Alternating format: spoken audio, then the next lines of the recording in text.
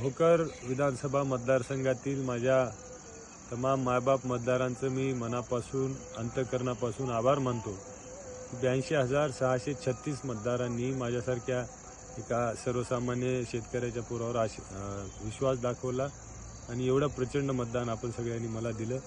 दुर्दैवानं निकाल वेगळा असायला पाहिजे होता.